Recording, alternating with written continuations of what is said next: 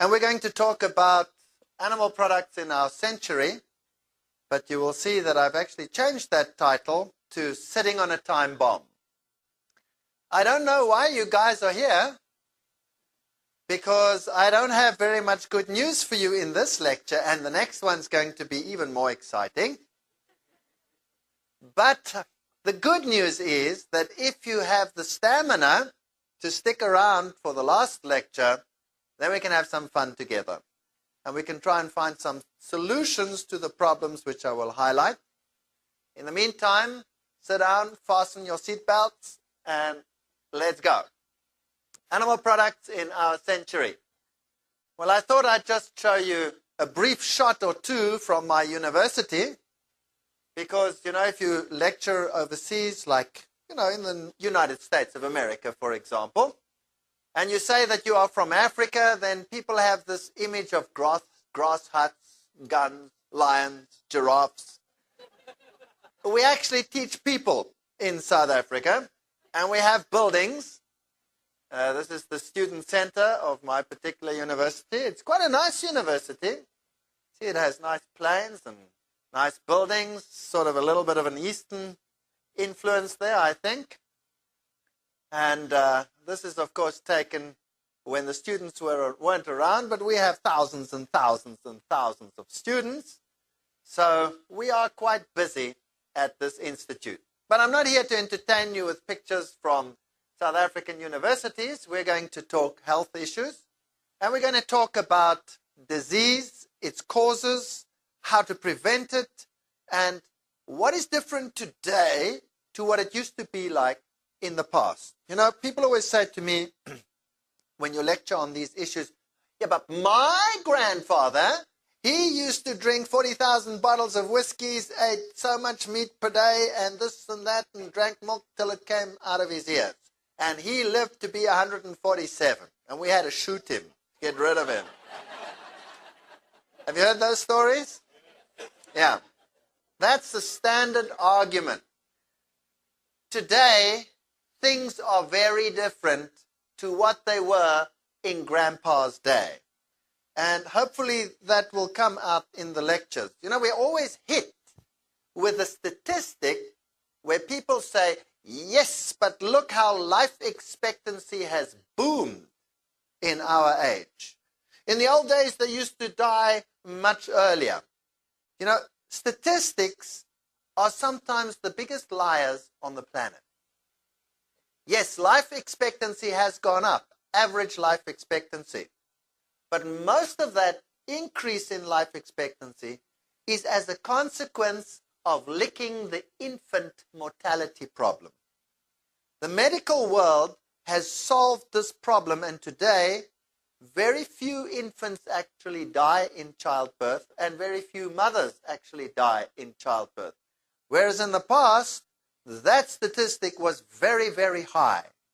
So if you take the mean of 0 and 80, then you get what? 40. And that's a very low life expectancy. Whereas if you cut that 0 right up, and you take the mean of 50 and 75, then you still have a higher life expectancy than you had before, right? But in real terms, those that actually get there are actually dying at a younger age. In fact, we are more diseased today than we've ever been, probably in the history of the world, excepting when you take things like the Black Death or diseases like that. So if you look at age-specific incidents of disease in hundreds of the major cancers in the world, you will find that the big killers amongst males are pancreas, prostate, and colorectal cancer. And pancreas cancer has not such a very high incidence, but prostate cancer and colorectal cancer are in old age the number one cancers in men. Even young men these days are suffering more and more from prostate cancer, and more than they were in the past. If you take women, then you will find that colorectal cancer and breast cancer are the cancers that seem to cause the most problems, and mainly after menopause sets in. So the incidence becomes very high the older the people become. Now, they always used to say that it is linked to genetic circumstances. Well, today we all know that genes run in families. Is that right? But you know what also runs in families? Diets. Diets also run in families. Kids eat like their parents eat, who eat like their grandfathers used to eat. So if we have a look at the incidence of, let's say, colorectal cancer in Japan and in the United Kingdom, you will see that in the 60s, 1960s, the incidence of colorectal cancer was very high in a Western society with a Western-type high-fat diet.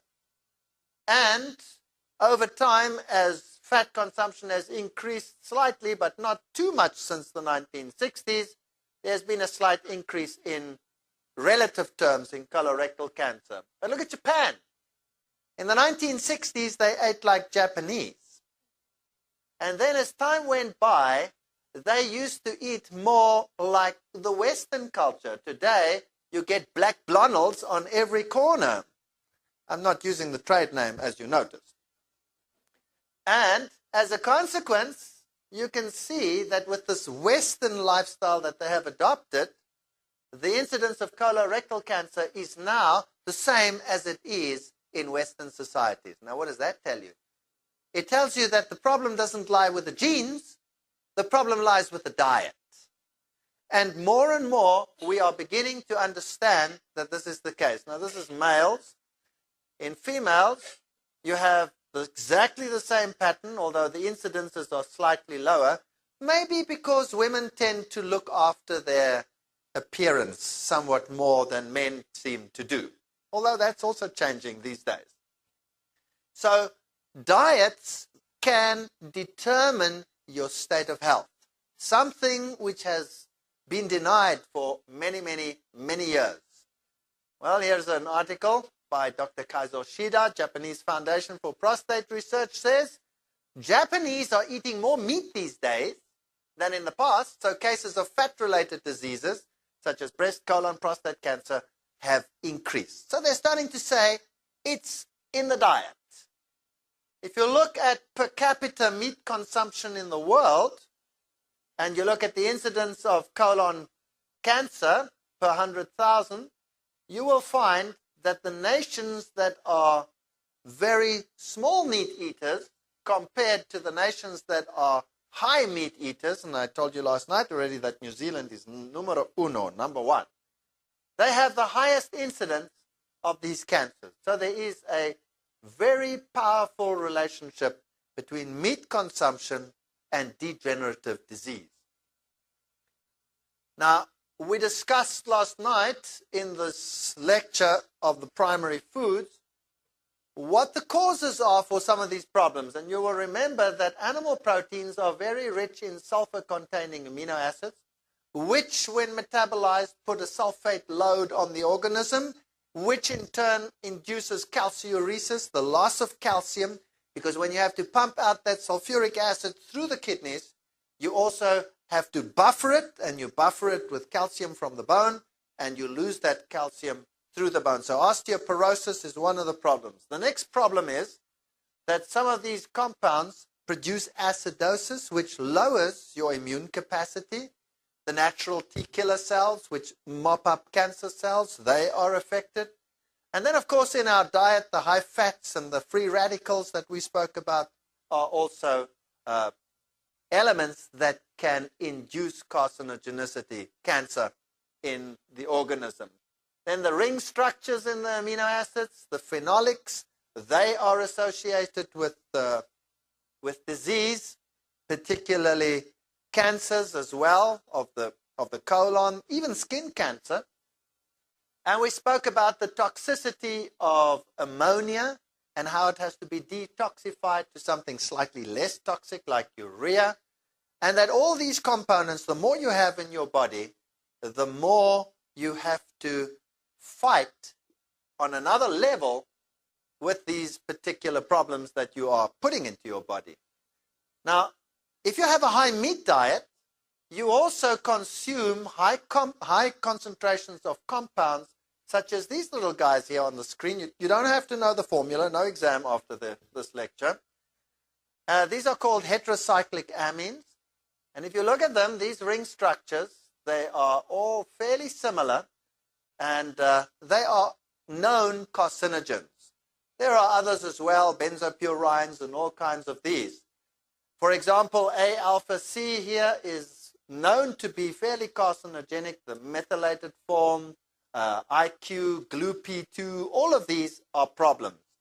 So when you look at the meat and what you are actually eating, you will find, for example, that broiled beef has 651 milligrams per 100 grams of micrograms per 100 grams of this A-alpha-C compound. And there are 180 micrograms in broiled chicken, and even some of this IQ stuff and the methylated forms and the methylated A-alpha-Cs, and even fish has these compounds in them. So the question is, how does this impact on your disease status? Well, obviously, the more you eat, the higher your risk category. That's just general. But there are compounds, again, which counteract these. Certain compounds in vegetables and in grains and in fruits that can counteract these substances. So if you have a balanced diet, you can actually cope with some of these things without actually having too much of a problem. But when you start having an unbalanced lifestyle, then this becomes problematic. All right, there have been some major research projects investigating diets in the world and correlating particular diets with certain lifestyle diseases. So, for example, if you look at, this was a major study that was published in the American Journal of Clinical Nutrition, days per week meat consumed, and let's say, for example, diabetes, which is this one over here. You will see that if you have meat 7 times a week, then, well, you are having more than 4 times the relative risk of contracting that disease compared to someone who does not do it. There is a slight risk. Anything over 1 is problematic. For example, if you have 10 in a group and 10 in a group, 1 gets colon cancer, 1 gets colon cancer. 1 divided by 1 is 1. No difference between the groups, no risk. So 1 is no risk. The higher you go, the more problematic it becomes. If you look at colon cancer and prostate cancer, there's a slight correlation, so that if you have meat 7 times a week, then you also fall into a risk category of 1.5. Nothing to write home about, but it's there. If we look at women, of course, the diabetes is the same, so it's not on this graph, but if you look at ovarian cancer and coronary heart disease, slight risk. Now, 7 times a week, eating meat is not much. I used to eat 7 meat portions or meat meals within, well, 2 days. Because I used to have at least 3 meals with meat a day, every day. That would be 6 meat meals in 2 days. And if I take all the snacking in between, that easy makes up for another one. So I could get there in 2 days, no problem. Of course, generally speaking out there in the world, people eat meat every single day of their lives. So that's no problem to explain why we have such a high incidence of these diseases. Now, when you eat meat, I explained yesterday that the type of protein that you have in meat, which is a very compact protein, takes quite a while to digest. So once it gets into your stomach over here, the digestion process takes place, and in the duodenum, which is just thereafter, in this area over here, you have receptors which determine what actually comes through. And if there are large polypeptides coming through, too large, then the system is closed off and you have a longer stomach retention time. I'm going to deal with that in quite some detail in the next lecture. But let me ask you a question. People that say, I have tried vegetarianism, but it doesn't satisfy me, it doesn't fill me up. Is that a good argument against it, yes or no? You see, we have been conditioned to believe that satiety, feeling satisfied, is to be equated with a good meal. Have you noticed that? And if I don't feel satisfied but have to eat in an hour or so again, well, then I haven't had a good meal. It doesn't satisfy me. Question: how much absorption takes place in your stomach? None. Little bit of water, maybe a mineral or two, but of the molecules that you need for sustenance and life, none. So when do you actually start absorbing the stuff? Only when it's past this point and you have it right here in the intestine, right or wrong? So when you have a feeling of satiety, are you gaining any energy from the meal that you had? No. You will only gain the energy from the meal that you had once the satiety is gone, right or wrong? So just remember that for a while. So satiety is not an indicator of a good meal. If you put animal proteins into your stomach, depending on what type of protein it is, some are better, some are worse, you can increase the stomach retention time by 2, sometimes 3 hours over what normally is the case. So instead of having a stomach retention time with everything gone after about 3 hours, you can sit with it there for 6 hours. Which means that anything that is in there, because the stomach will respond to the macromolecules coming through and will close off the system until the job is properly done, the system will be informed, hold on to this stuff, and then you get fermentation in the carbohydrates setting in. And then instead of getting glucose as an end product of that process in the end, you get fatty acids, and that leads to an acid system.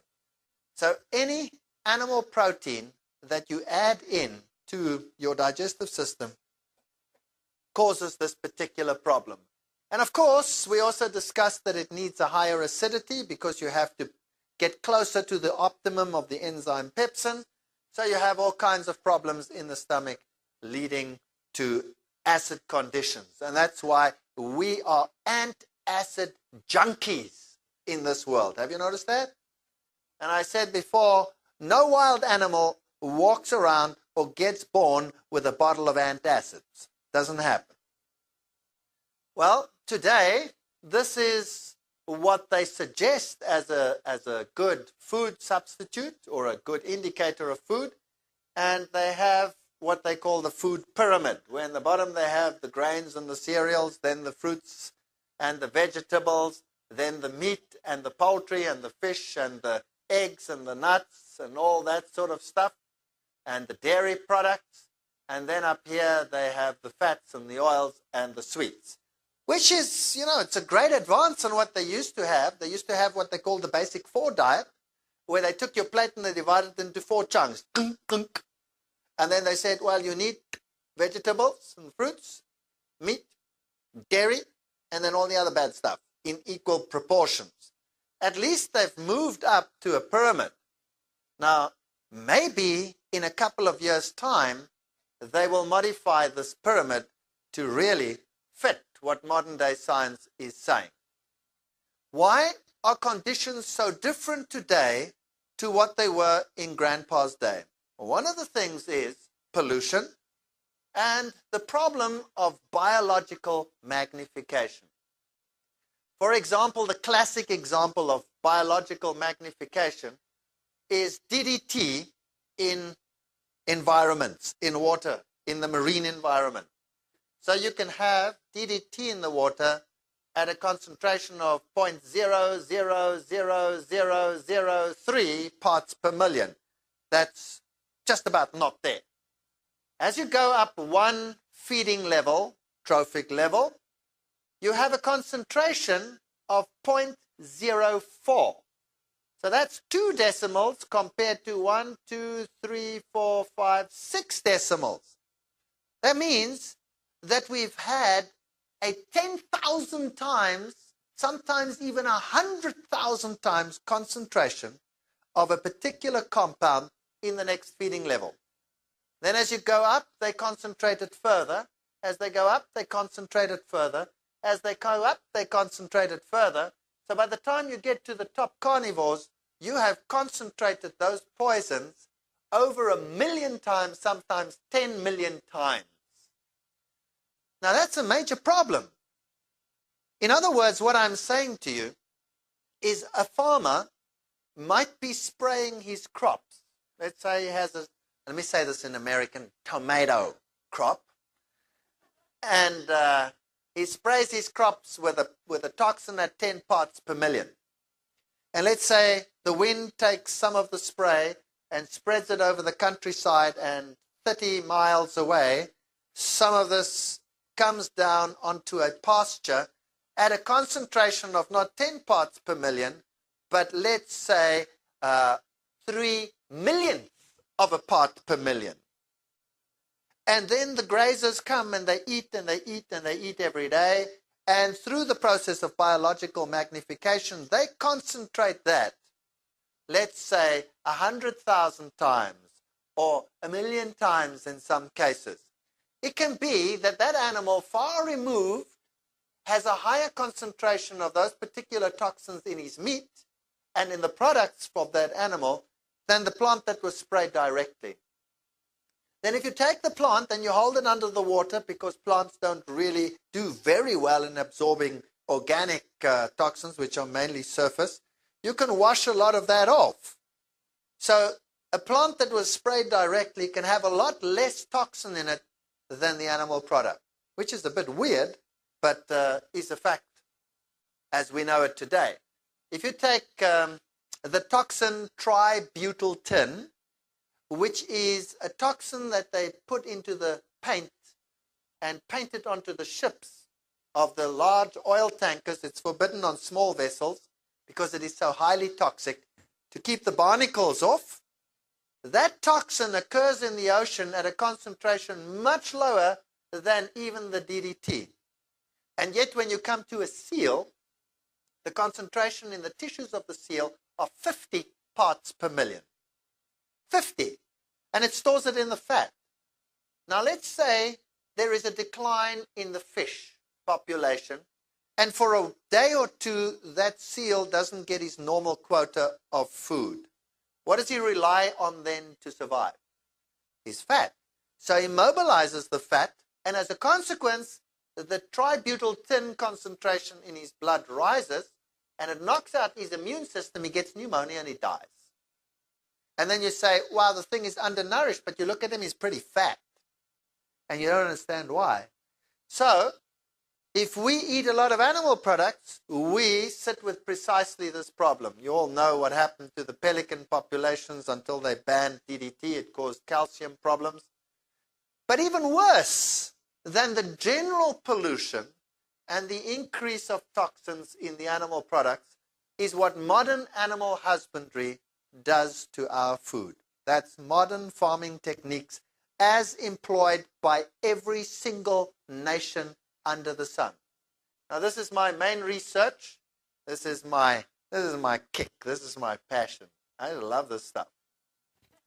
Here are some of my postgraduate students working on one of these huge experimental farms. We have quite a number of experimental farms in South Africa because it's cheaper for the nations like Europe, for example, to run their experiments in Africa before they implement their whatever they find in Europe because of the exchange rate. So these companies and these organizations do a lot of research for overseas institutes. But my students are permitted there because I work at a university that belongs to the previously disadvantaged society.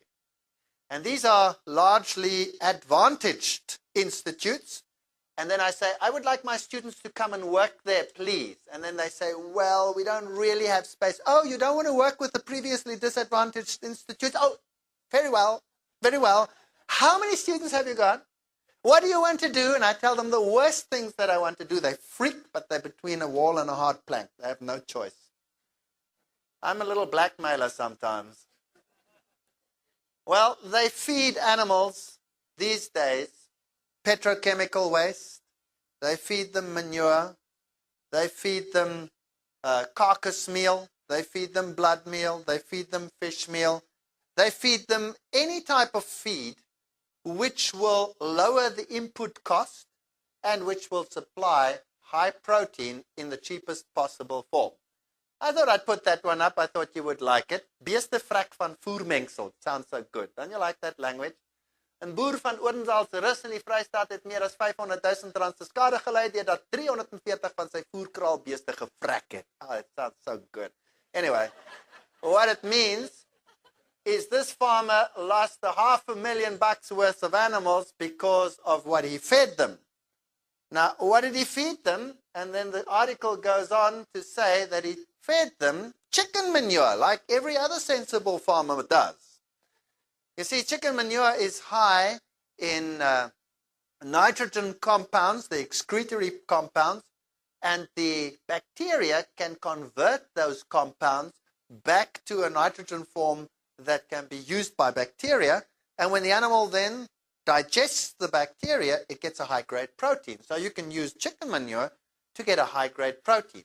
Of course, you're putting a lot of acid in the animal, so you take a little bit of limestone and feed the animal limestone. So the diet of the cow now consists of chicken manure and rocks. Do you think that was the original diet of these animals? That's to buffer it, otherwise the animal dies, you see. And in this particular case, the ionophores, the growth stimulants that they used in the chicken, were what killed the animal. Now, remember biological magnification? Now, when these animals start looking a bit woozy, whoops, off to the market quickly before we have a problem. So that stuff, humans then ingest in their turn. Time magazine, June 14, 1999, fear in the food chain. Do you remember what happened in Belgium with the dioxin scare? This is what is happening more and more in the animal husbandry industry. Personally, I think the industry is horrendous. I think it is cruel. I think it is diabolical what they do to the animals. These are typical egg-laying cages. Here they are. These animals, they, of course, trim the beaks and have them sit in there. They live in there, the egg layers, for 1 year. They get fed their particular ration. And by the way, many industries, when they sell so-called free-range eggs, what they do is they add a little bit of carotene to the diet, and then the egg turns out orange rather than yellow, and it goes to the free-range people. You see? But it's the same type of chicken that we have over here. And then to save energy, they put 5 or 6 in a cage. Now, we've run a lot of experiments with these, as I've told you. We climb onto the bus, onto what the industry is doing in any case. We run along with the bus, and we try and show them that what they are doing is not only detrimental to the animal, but is detrimental to the consumer. This here is a broiler chicken that we put on the high-protein rations that they normally feed these animals. We just take their exact ration. These particular group, we used what the industry calls poultry byproduct. Have you heard of that? Well, let me tell you what poultry byproduct is. Poultry byproduct is the heads, the guts, the feet, and the feathers of the chickens that are left after they are slaughtered. All that stuff is then minced up, dried, pelleted, and mixed with grains and things and fed back to the chickens. So basically the chickens are cannibals. And feathers, of course, are indigestible. So you have a synthetic enzyme which is engineered in a laboratory which can digest the keratin in the feather, and you add that to the diet. Of course, it's such a potent enzyme, it also just about digests the whole chicken from the inside, so they have this gooey, tacky feces that they produce. And the high-protein diet is, of course, highly calciuretic to the animal, and so you will see that their legs are really deformed. Now, normally this doesn't bother them because they just sit anyway. They can't go anywhere. They've got nowhere to move. You know that it is so bad these days that sometimes you cannot even pick up the bones on an X-ray anymore because they are so decalcified. This is my Nigerian student. His name is Ogboko. I just love that name. And here is a typical setup of chickens and cows in typical stall conditions as they raise them in Europe and in many city areas. These animals are not allowed to lie down. They're not allowed to get up because that is wasteful energy. As I've said, the beaks are trimmed, the claws are trimmed. And because of the crowded conditions, we read more and more in the literature about health alert over chickens, salmonella outbreak in crops. And we hear of disasters in whole cities where, for example, last year in Hong Kong and those areas, they had to kill every single chicken. And they tell you, it's a precautionary measure. Ha! Nobody will kill every single chicken unless the fat is in the fire. Let me tell you that. Well, you just work it out. If you have, let's say, in a huge chicken farm, you have 1 million chickens. What would happen if disease came in and wiped them all out in one night? I don't know what a chicken costs in the United States. Help me out. What does it cost? One chicken. What does it cost? $3? All right. In other words, if you have 1 million chickens in your setup, that's a loss of $3 million in one night. Is that true? So, $3 million to lose just like that, I mean, that is horrendous. So, they're very sterile and they're very careful, and you have to walk through pools and sterilize yourself and all these types of things when you go in there. They have charts where they measure the death rate. They feed the chickens with rising bowls so that when a chicken that doesn't grow very well can't jump up because it's too crowded and they're too heavy, then they can't reach and then they die. So they have a proportion of deaths. And when that death rate increases beyond a certain quantity, then it's time to say, oh, well, maybe there's a problem coming here, harvest. And then you buy baby broilers, special price. Baby broilers probably would have been dead broilers tomorrow. Hard to swallow. You know, it's not just me saying this. The whole world is beginning to wake up. This was an article in Time magazine. Do you remember it? Hard to swallow, the dioxin scare, the toxins in the food.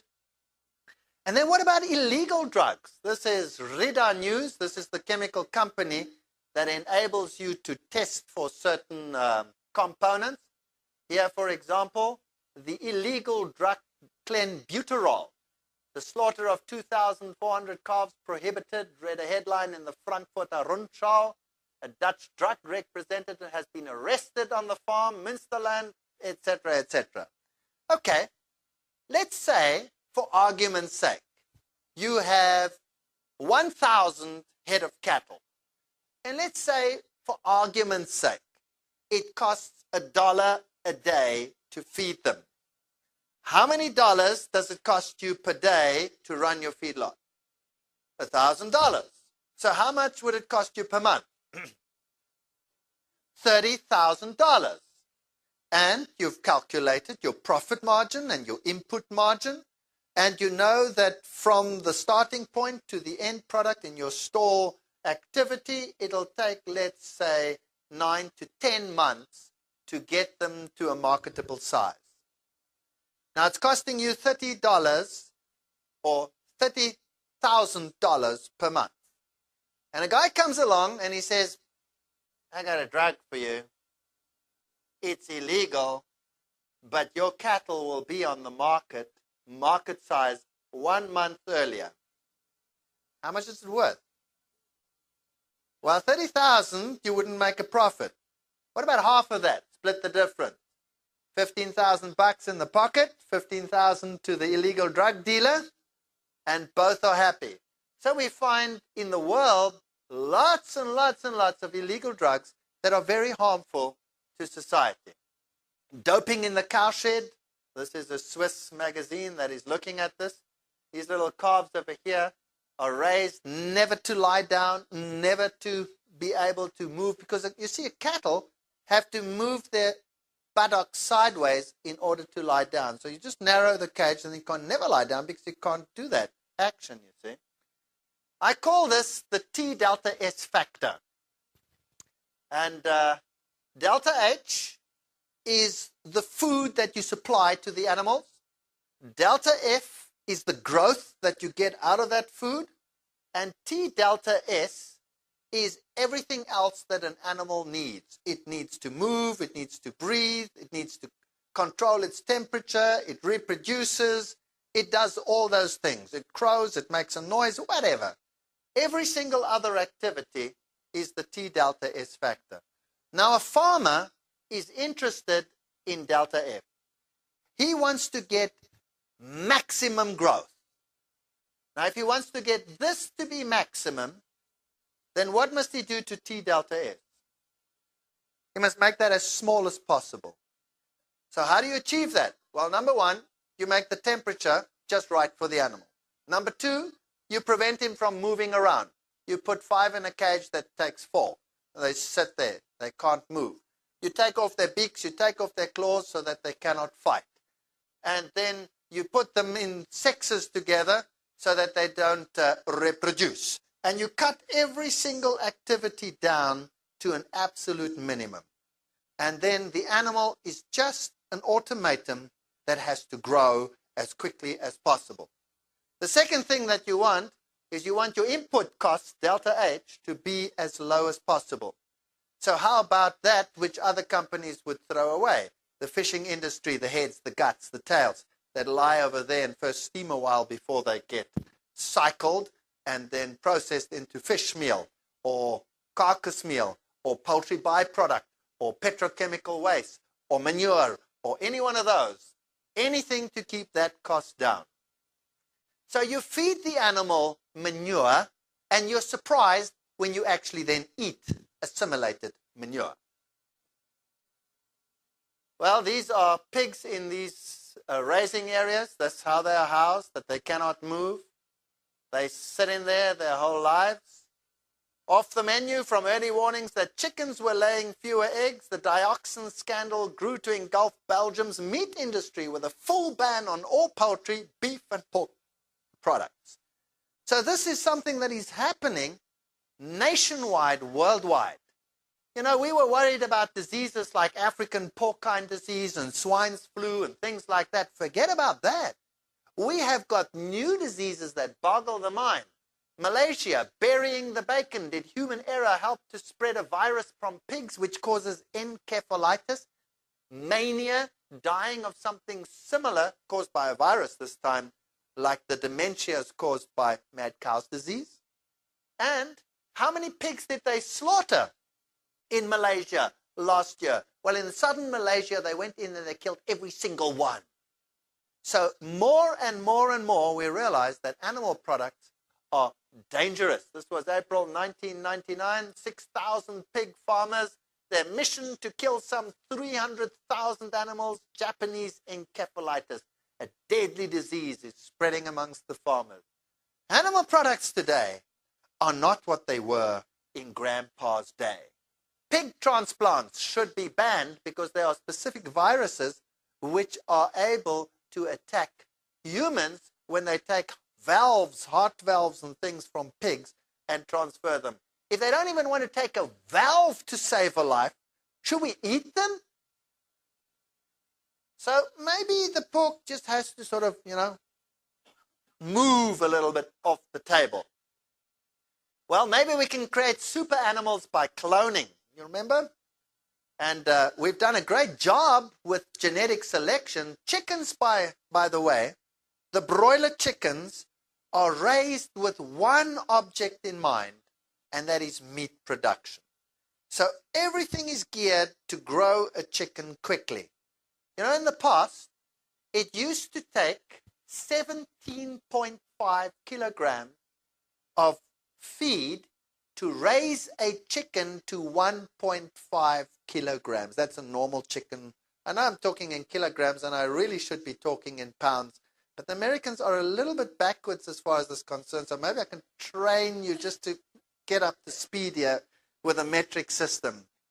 Just think normal chicken. To get a chicken from a chick to a normal chicken used to take 17.5 kilograms. In this industry, and by the way, it took 6 to 7 months to do that. Today in the industry, they use 3.5 kilograms, and they get it there in 6 weeks. 6 weeks, that chicken is out. Now, I'm not joking with you. If you go up to one of those chickens and you say, "Hello, Mr. Chicken," bah, it'll drop dead. It'll get a heart attack right there. Why? Because the internal organs, the heart, everything is totally undeveloped for this huge muscular body. So we are creating monsters. And what the health aspect of that meat is something that I am investigating with my students. I'm looking at every single parameter. We're still busy with that major project. By the way, cloning, we're finding that Dolly is well cloned, but she's aging at a rate that no other sheep ages. So, cloning's been around for years, they say. When you look at these scientists, they all look exactly the same. And I saw another little cartoon which I liked, was a bunch of scientists coming off the cloning and all looking exactly the same, and the one scientist saying to the other, "Oh, stop cloning around."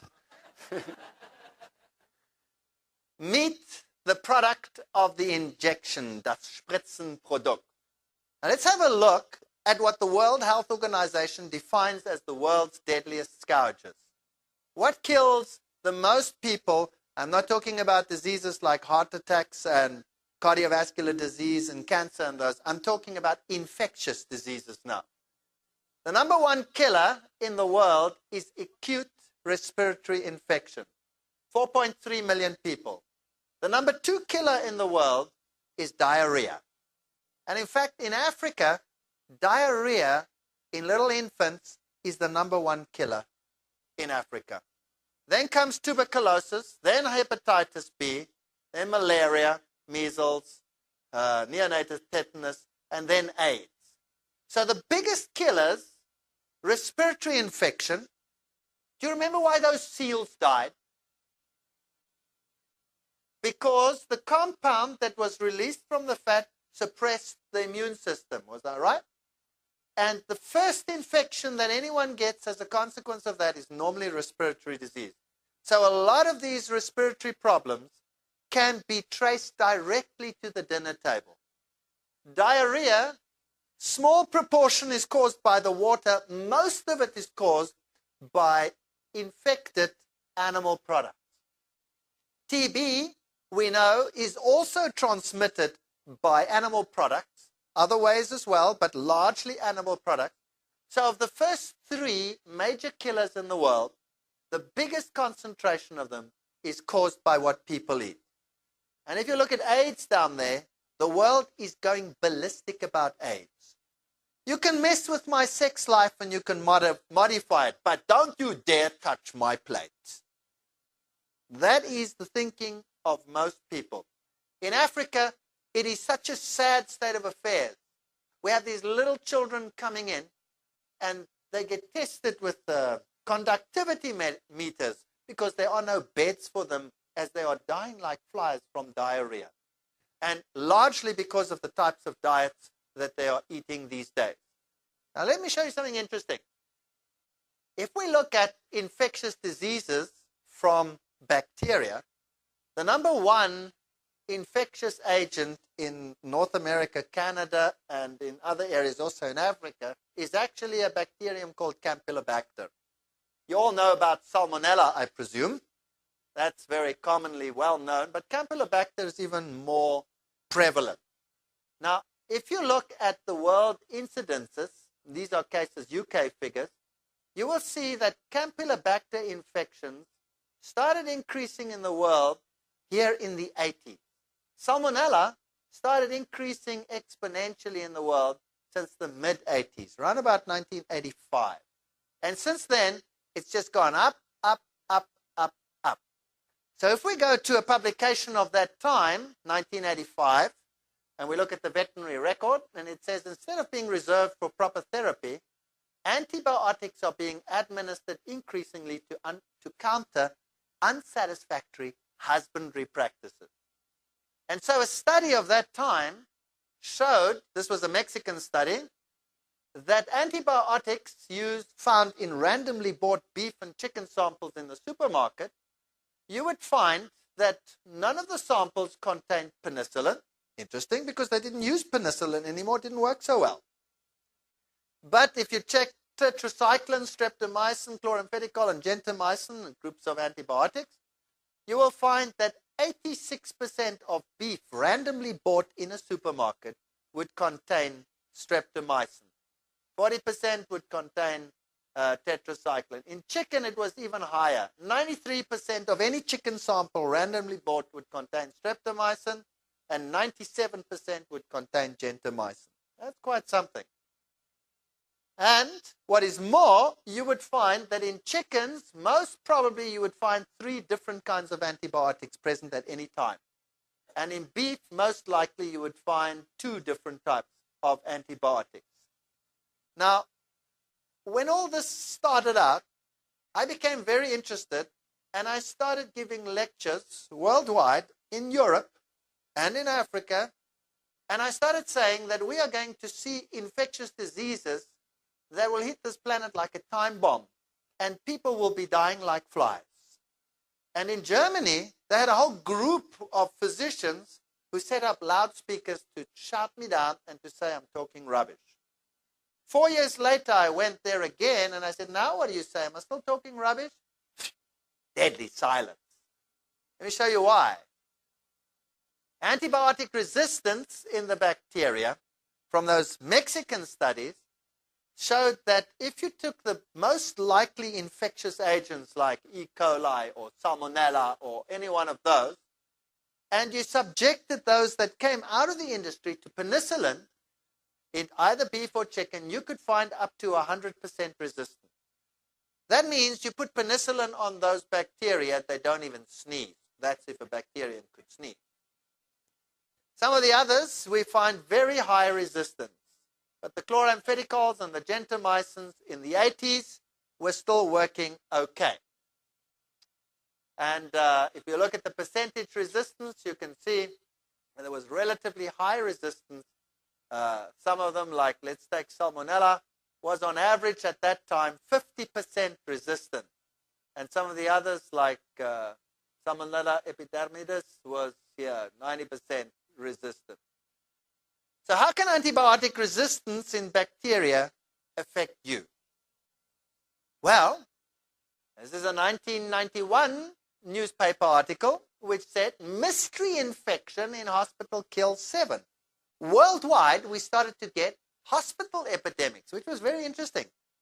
And Dr. Hamaldin said it was very worrying. We think it is probably started by a single carrier, but that could be anybody. We have visitors.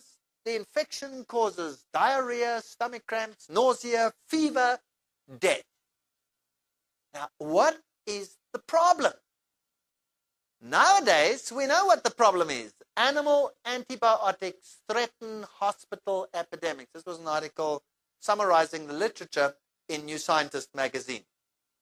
You see, what happens is the following. Why are people in hospitals normally? Because they're sick, you see. But of course, there are a lot more people outside the hospitals that are sick. But in a hospital situation, you pick it up so nicely. Of course, that applies to the whole population, but you pick it up in a hospital. Now, you are sick in hospital, and when you are sick in a hospital, what is the most likely drug that you will be on? You will be on an antibiotic. Now, the antibiotic solves this particular problem that you have. Let's say you have an infection, a respiratory infection or whatever. You're on an antibiotic, and the antibiotic kills those bacteria. Does it also knock out some other bacteria in your body, yes or no? Sure. So your gut bacteria suffer. You don't kill everything, but you have fewer bacteria that are active and alive under that situation than you normally have, right or wrong? Okay. Now breakfast comes along. A nice soft-boiled egg and a glass of wholesome milk rich in calcium. Nothing wrong with it, and you eat it. But it comes out of the industry. So in that egg, there are bacteria, which are common to your own system as well, but they have something that your bacteria don't have. And what's that? They have become resistant because of the practice of feeding antibiotics to the animals.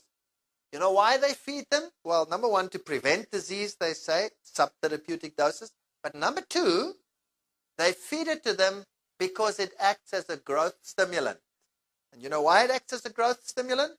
Because the body spends energy on defense. Now it has an antibiotic which takes over the defense, and it doesn't have to spend that energy, therefore it can grow faster. You understand? So it's financially advantageous to feed the animals antibiotics. Now that egg, or that glass of milk, and by the way, the pasteurization process is very quick and kills largely all the lactobacteria, but the bad guys somehow seem to survive.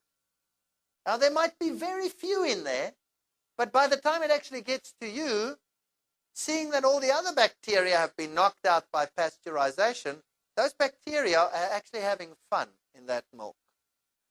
So now you're drinking the milk and you're having this thing, and they come into the body, and the bacteria look around and say, hey, where's everybody? And what's the matter with you? Why are you looking so weak? Get out the way. And they start reproducing. And they take over. And now you have, in addition to what you had before, diarrhea. So the doctor comes around and he says, not feeling so well? No, I've got terrible stomach cramps and diarrhea. No problem. We'll put you on another antibiotic prescription. Another antibiotic. Unfortunately, that antibiotic was also used in the industry. So the bacteria, if they could, say, and eventually, if you're not strong enough, if you're an infant, or if you're old, or if you're sick, or if you're very frail, and you haven't got the stamina to do it yourself, what happens to you? You die. So the use of subtherapeutic doses of antibiotics is a major problem. So let's have a look at some of the scientific literature. A smoking gun, the killer within. And then the children are dying. An epidemic of food poisoning is only the latest Japanese disaster. Why can't the government cope? And the Minister of Health goes around as the little kids are lying there and they are dying by their hundreds. Devastating earthquake, and now this terrible attack. 8,500 of them fall sick in Osaka. The World Health Organization says unprecedented in modern history. See, Grandpa never dealt with anything like this. Oh yeah, what was the culprit? It was a strain of E. coli bacterium 0157.H7. Now, they continue to say, children complained of vomiting and diarrhea. Doctors, assuming they were treating simple food poisoning, gave them antibiotics and sent most of them home. But within days, thousands of kids with the same symptoms were streaming into the hospitals. What was happening here? You see, when I said in the 90s already, early 90s, we are going to see epidemics on this planet like you have never witnessed. Nobody wanted to believe me. In fact, when I tried to publish this stuff, they wouldn't even publish it. But nowadays, they are looking up and they are taking our publications. You know, the Spiegel talks about deadly eggs. Deadly eggs. Are eggs as safe as they should be? You can see they've got them packed in a coffin over there. Days per week egg consumed and the relative risk of disease, prostate cancer and colon cancer. You'll see egg consumption has a correlation of 1.5. So if you have 7 eggs per week, that's not difficult. There are so many hidden eggs in pancakes and cookies and cakes and whatever that you buy that you can get to 7 eggs very easily without eating even an egg a day. You would never even notice it. Now, 1.5 might not seem very high, but what was it for meat consumption? 1.5.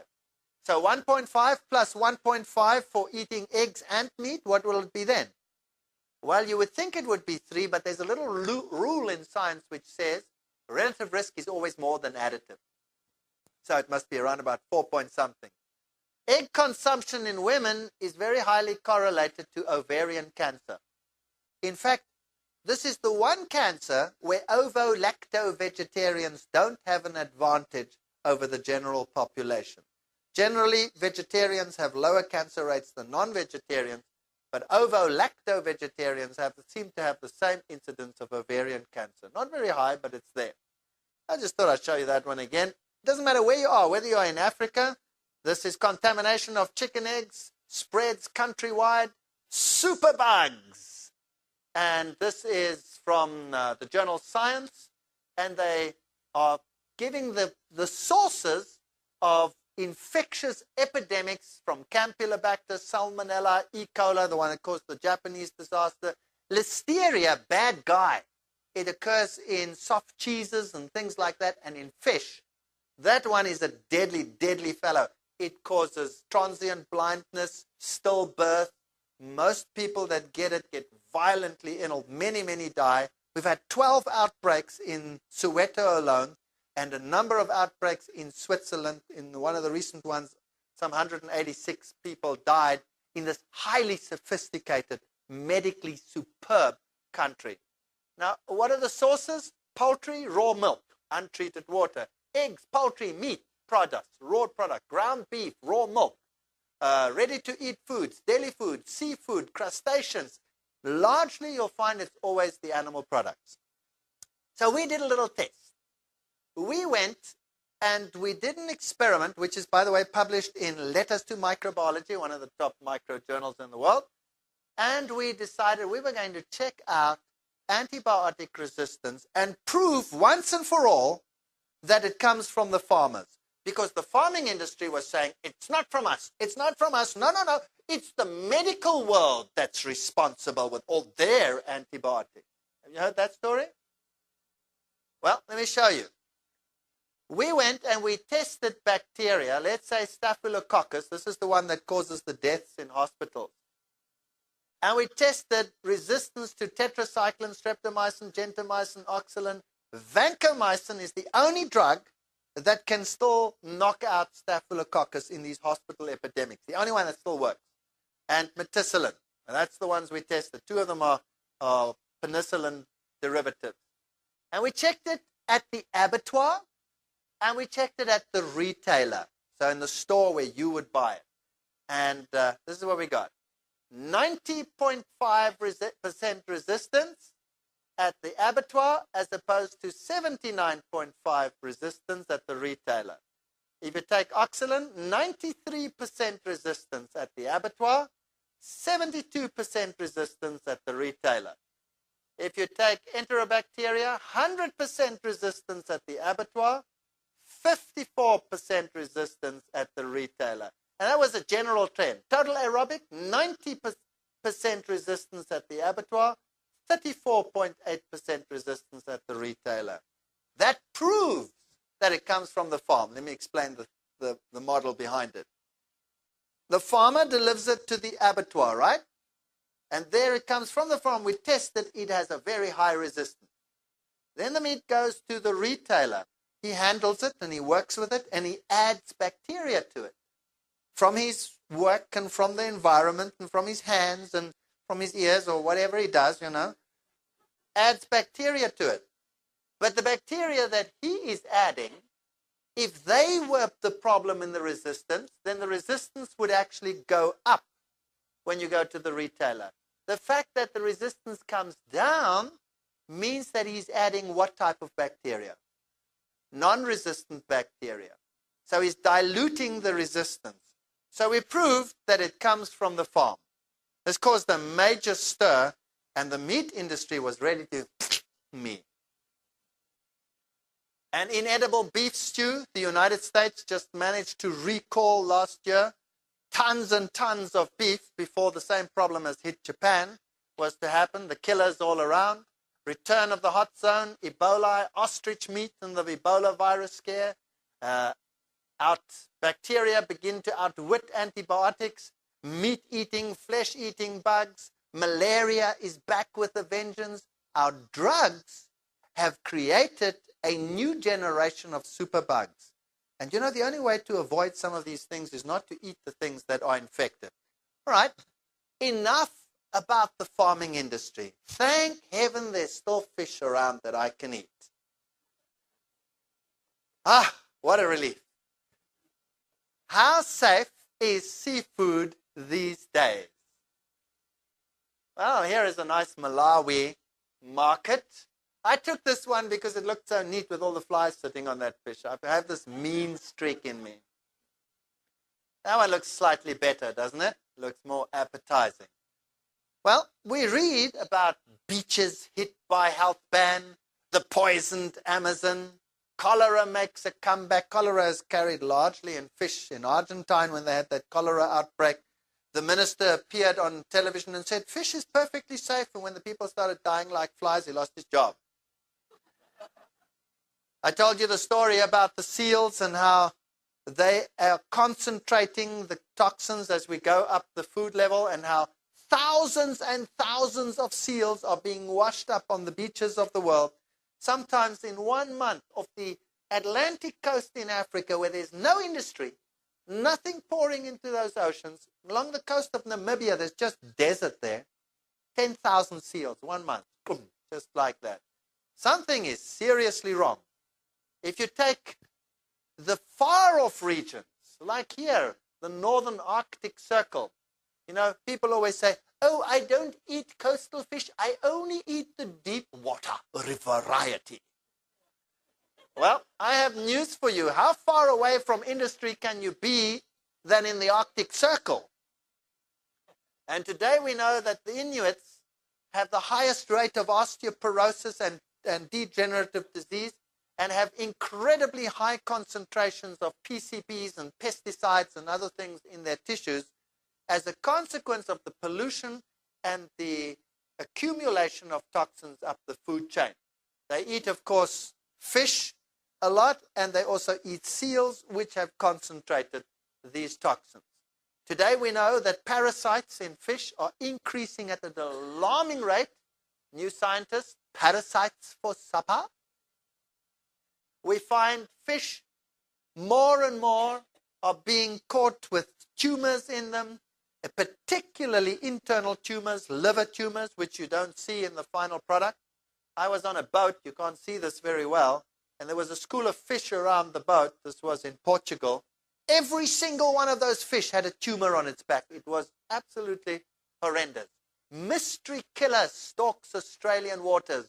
New parasites in fish are appearing at an alarming rate. In Africa, the most common fish, the one that feeds the masses, is hake. And in hake, they now have a new parasites which cause agonia. That means they don't even develop sex organs. I had to catch one of those. If you look at the world fishing markets, you'll see that they're rapidly on a decline everywhere in the world. No matter where you go, they're on a decline. Why? Because they're being overfished. Now, think about this logically. Just shake your heads to get some logic back in there. You ready? Think about this. If mankind is catching the fish largely, then the fish that remain over, the few that are left, should they have an abundant food supply or not? Logically, yes, because you've taken away a lot of the competition, right? So you would expect that the fish, the fewer fish that are there, are at least getting a good basis from their environment.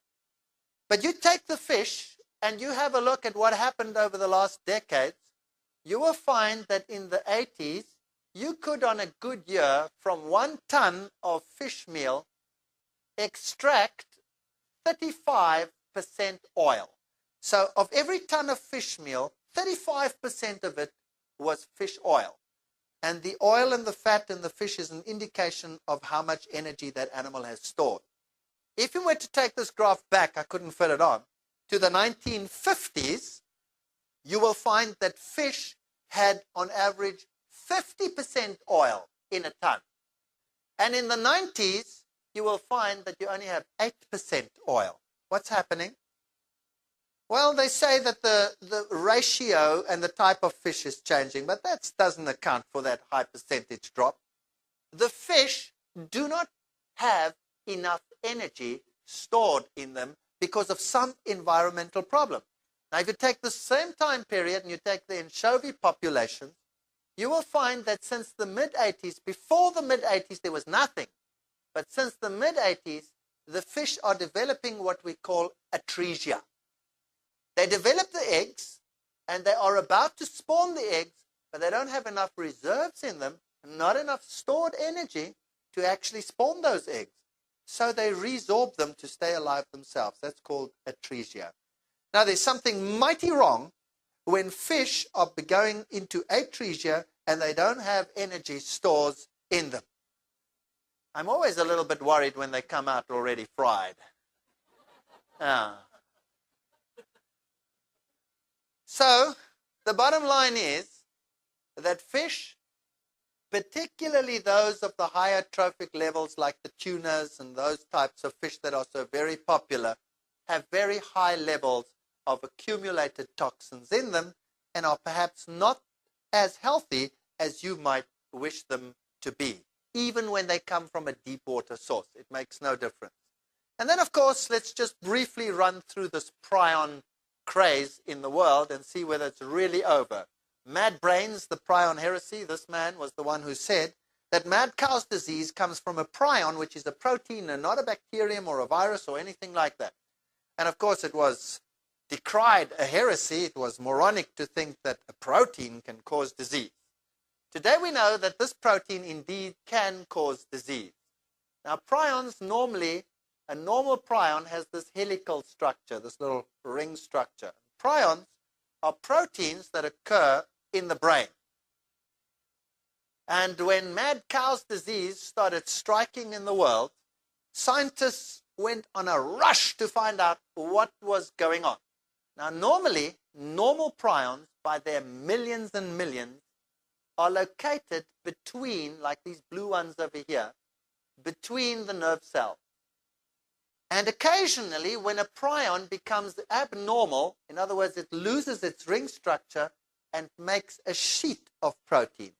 Now remember, this is a very tiny protein, so small and compact you cannot digest it. So small and compact it's not destroyed by boiling or cooking or heating, even pressure cooking, nothing will destroy it. And when you absorb it as is. Now, they found that when an abnormal prion touches a normal prion, like a domino effect, tick, tick, tick, tick, tick, the normal one becomes abnormal. And when it is abnormal, it doesn't lie between the nerve cells, but actually sticks on the nerve cell, like this. And eventually, that nerve cell dies. And it leaves a pinhole, and then the whole brain gets full of pinholes, and in the end, it looks like a sponge. That's why it's called spongiform disease, spongy.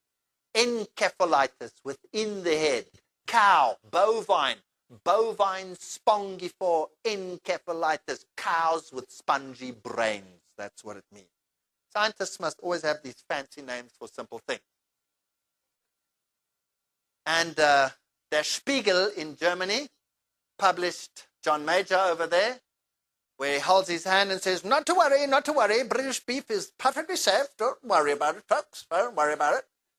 And the caption was, Die Menschen drehen durch, the people are going crazy. And then they published this little caption of him. I have eaten beef all my life, and I can assure you it has never done any harm. So not even the public was believing him anymore. Now, if you look at the epidemic of mad cow's disease, you'll see, isn't it exciting that everything starts in the mid-80s? I'm getting a bit nervous about the mid-80s already. The first signs were there in mid-80s when there were 15 cases of mad cow's disease. By 1987, there were 663 identified cases of mad cow's disease. By 1992, there were 37,000 confirmed cases of BSE. Now, that's what was sent to the lab. which means that 1 or 2 cattle from a herd was sent to the lab, which means that the whole industry, every single one in the whole country could have been contaminated. And eventually they decided, of course, that every single one of them had to be put down. Wow. Can you imagine how many billions and billions and billions that cost to put a whole industry down? But that's not my point here. By 1996, they had that under control and they said, everything's fine. Everything's fine. Don't worry about it. 1992, they had piles and piles of dead animals. Now, why did it increase like this? You see, they thought that the prion was, well, they didn't know about the prion by 1992. They only started finding out about prions here in the 1996 area. So they were mightily confused. They didn't know what was going on. The cattle were dying, so they weren't fit for human consumption. So what did they do with them? They made carcass meal out of them or pets' food out of them. So they were fed to the pets. And they said, you know, you can never ever get it from eating, but the cats got mad cow's disease. The cats went, had to be put out. They were feeding carcass meal to fish, to carp farms. And the fish went, got mad fish disease. I guess you can't call it mad cow's disease, right? And they were feeding it back to the cattle. And of course, the animals were consuming the prions, and the prions were causing a domino effect. So more and more and more and more cattle developed the problem. So, since 1992, British export of beef to Europe skyrocketed. There's the figure in millions of tons. Up it went. 1992 was the heyday of the problem. Is that right? So by 1995, exports had reached phenomenal rates.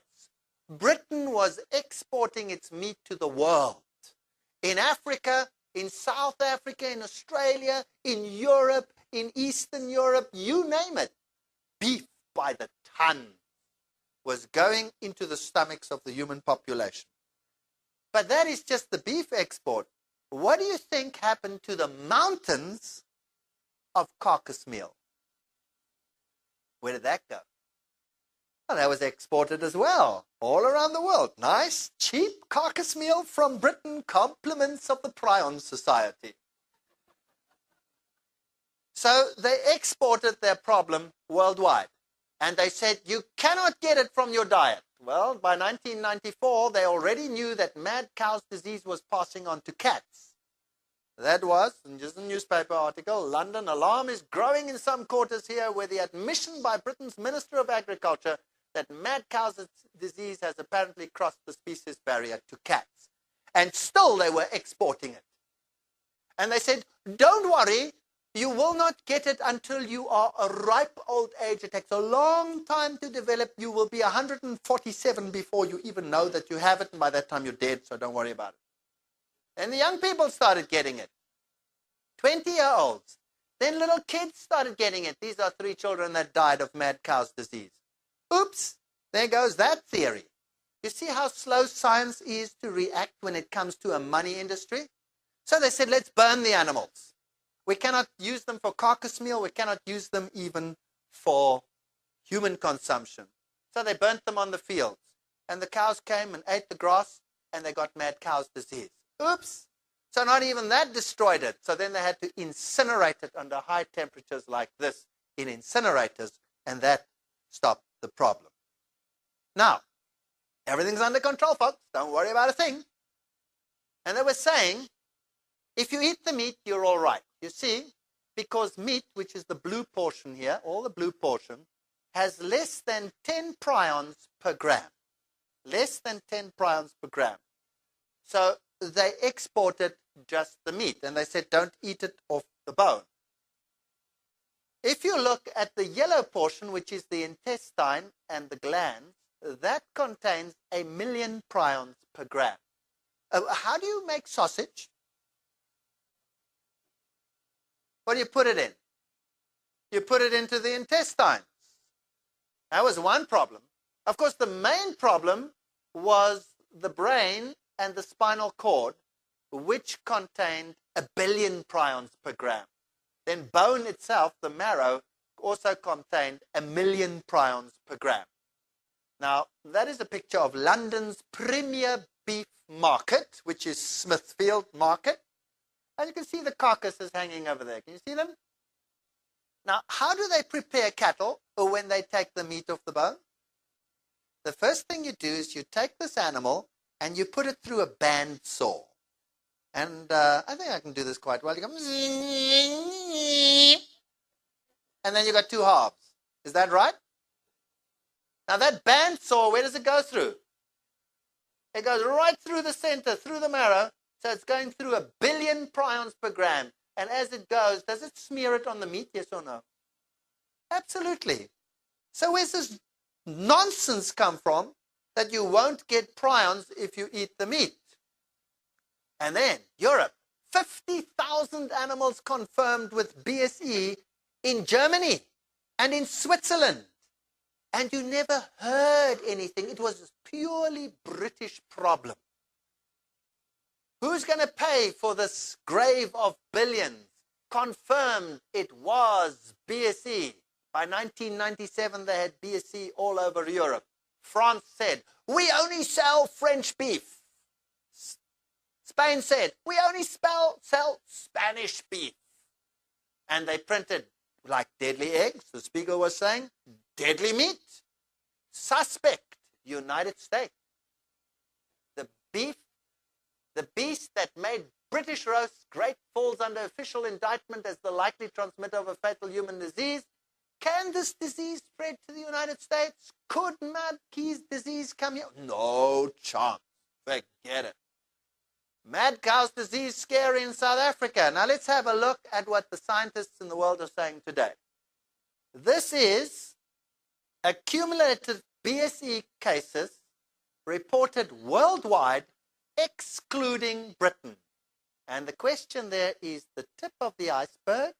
And look at it there. Since our time, the graph is an exponential.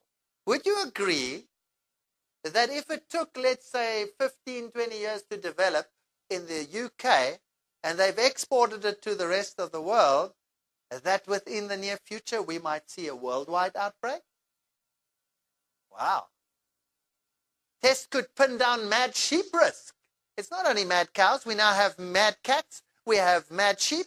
We have mad fish. We have mad beef. We have mad everything. The world's going bonkers. The doctors at VA Hospital in Pennsylvania autopsied 54 demented patients and discovered that 5.5% had died of Creutzfeldt-Jakob disease. A rate of occurrence about 1,000 times higher than expected. Neurologica, 1989. Oops. Creutzfeldt-Jakob disease has apparently been transmitted by cornea transplants. Scientific American, 1995.